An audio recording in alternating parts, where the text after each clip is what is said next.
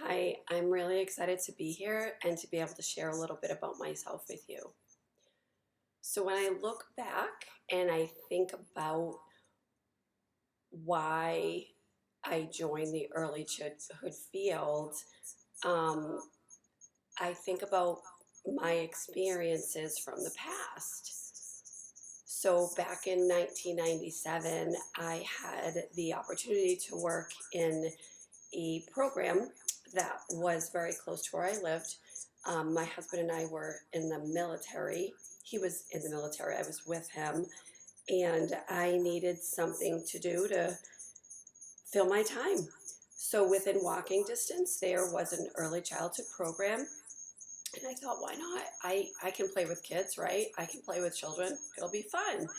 Um, so, I got a job there as an associate teacher, and I really just jumped right in. I began to explore the different age groups, the infants, toddlers, preschoolers, um, and I found that I was really enjoying my time spending with the children. Um, Initially, my focus was going into the medical field. I had had all my prerequisites completed to be a respiratory therapist. Um, And then, like I said, to fill my time, we had 1 year left where we were living, and it just wasn't enough time to join the medical program that I wanted to join. So that's when I started working at the Aliamanu Child Care Program in Honolulu, Hawaii. Um, so after I was there for a few months, the director of the program had told me that I had a real knack for working with children, and she suggested that I get my CDA, my Child Development Associate. And I thought, okay, why not? It can't hurt. I'm always willing to learn and to get better at whatever it is that I'm doing. So I was happy to get my CDA. After I earned my CDA, I became teacher certified. I had been teaching preschool at the same program, and I found that I really enjoyed what I was doing. I found that, when the children learn something for the first time, um, I became really excited, especially when I helped them get to that point. Um, I think for me, that was when, the light bulb went off, and I learned about myself that, what? I'm an educator, and this is the direction that I want to go.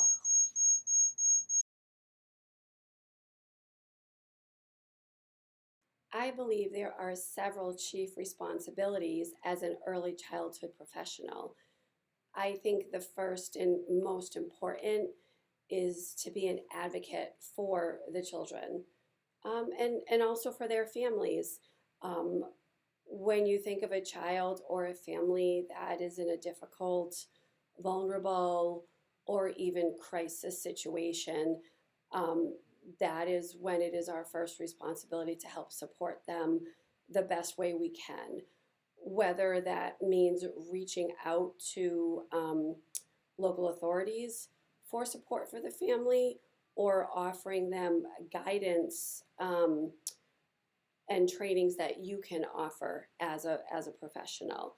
Um, Also, when you have a child in your care, um, being an advocate for them in your program, ensuring that their needs are being met developmentally, that your educators and your teachers understand what type of learner that child is, and the curriculum and the activities are offered to that child in a way that's going to help that child learn, grow, and develop.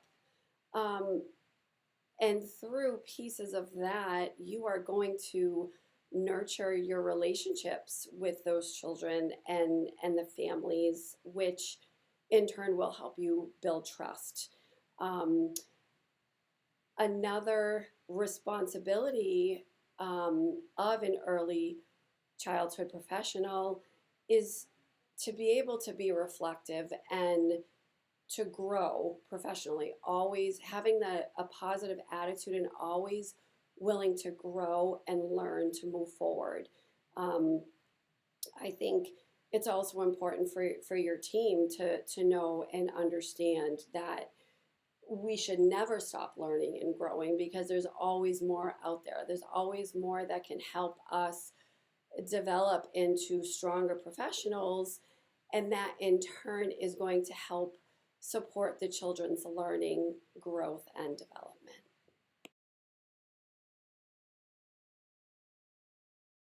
Professionally speaking, collaboration in professional practice is extremely important.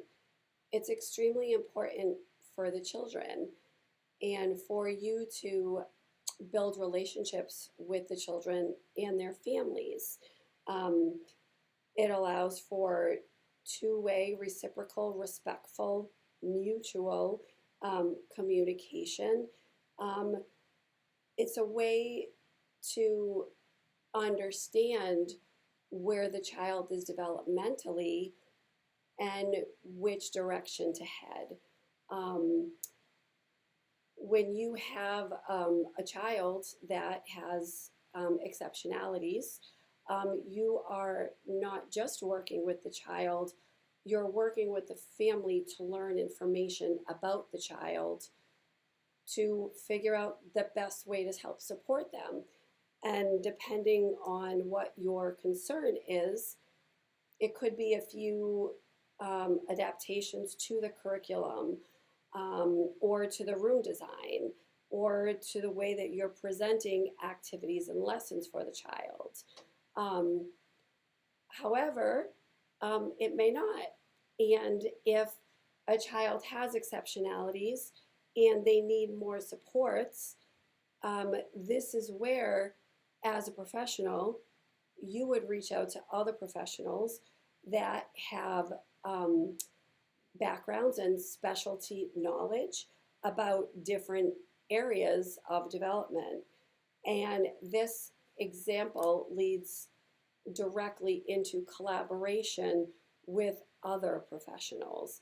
Um, you would be working with other professionals to collaborate in an ethical way to provide the right services for this child. Um, if a child is having a difficult time with their language or with speech, um, you may want to talk to a speech pathologist on ways to support that child in the development of their language and their learning. Um, Collaboration with professional practice happens, again, when multiple people from the specialty areas that you're looking for support in come together and they collaborate. Um, Again, it takes a village for everyone to work together and to provide the right activities and lessons that are intentional to help that child be successful and move forward. Um, yeah, the strategies that I utilize to ensure that I am critically thinking about my experiences and growth as an early childhood professional, um, there's actually a couple of different things that I do. Within my critical reflection, I will always take the time to think about my day, think about my interactions, if they were all as positive as I would have liked them to be. Um, and then I think about the ones that maybe had some emotion to them.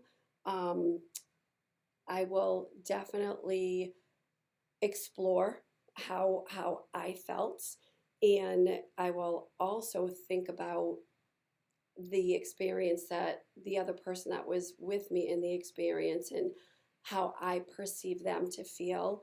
And I will also think about their words and their demeanor. Um, then I kind of make a decision about, okay, did that feel right?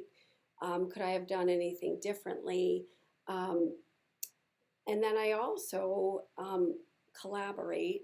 Um, I share kind of this synopsis of what happened or about the specific experience um, with some other leaders that I work with. Um, and I'll share all the feedback, and then I'll also think about and share any conversations I might have had with families or with children, and think about really what the goal of everything is. Thinking about the goal, and the child kind of always recenters me. Um, and then, like I said, based on kind of the collaboration that I have with the leaders here that I work with, um, we'll think about kind of the positive things that we could have done differently in the experience. And this process helps me to really see where I can grow, where I can become stronger and strengthen certain skills. It also kind of helps me be open minded to hear others' perspectives. Um, because it really, you know, it's so important for us to be able to be open minded and to consider other people's experiences and thoughts, because we all didn't grow up the same way. So we all have kind of a different perception of how things are or how things are supposed to be. So I think things are most productive and quality improvements are made when people give honest, authentic feedback um, about really how we can all kind of think about and just critically reflect on our experiences that we go through each and every day.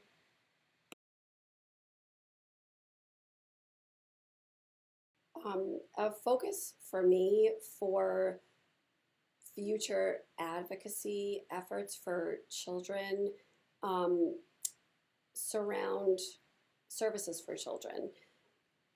And I say that because over the last 3 years, I've worked through COVID, and my center has seen such an increase with children that come in, um, and they don't have the language or the coping skills. If they get upset about something, they are often physical and can be very aggressive. And I do think a lot of this is because of the isolation that took place when everything was shut down. I think we're now starting to see, well, maybe this last year and a half, we've been starting to see just the after effects of how the isolation and all the lockdowns has affected young children. Um, I think it's affected so many things in our world, but with young children, if the adults or people they see are masked, they're not able to see mouths move and they're not able to see how words are formed. Um, so there could be a delay there.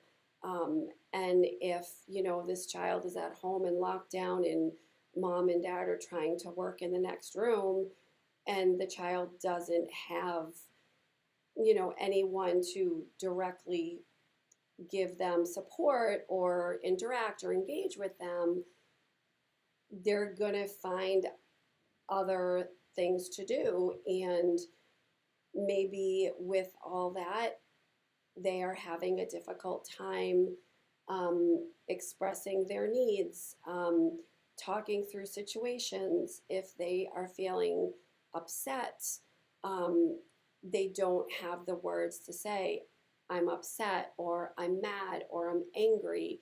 And because the parents are busy working, those children have missed all of that engagement and so many learning opportunities. So this is where services are so important. And And the parents, I think, a lot of times don't recognize that these are problems, because some of the first things that we talk to parents about when we find concerns with their children, we ask them, well, have you talked to your pediatrician about this? And a lot of times they will say, oh, yeah, I talked to my pediatrician and they said if they have 8 words by the time they're 18 months, then they're okay. Um, but by the time you're 18 months, you know, typically speaking, you should be able to have more than 8 words, and you should be able to string them together at least a couple words at a time, follow one-step directions. There's so many things that a lot of these children are missing, especially if they don't have siblings or older siblings that have kind of already gone through a lot of this development. So this is a real concern, um, for us as educators, that we're seeing this in infants, in toddlers, and we're really trying to build in action plans to support the children's language development, to support their social emotional skills, their their regulation. So if they are upset, what are we going to do with those feelings? How are we going to help that child work through those feelings? So I think being an advocate, um, for services is such a need, right now, and as we continue to move forward. Um, Advocacy is such a hallmark for children and families because it's so important. And if parents don't know this information, or if they don't understand what their child is struggling with, they're not going to be able to be that advocate. And that's why it certainly is part of our responsibility as educators in this field to be able to support the children and guide those families with the necessary services, so their child can be successful.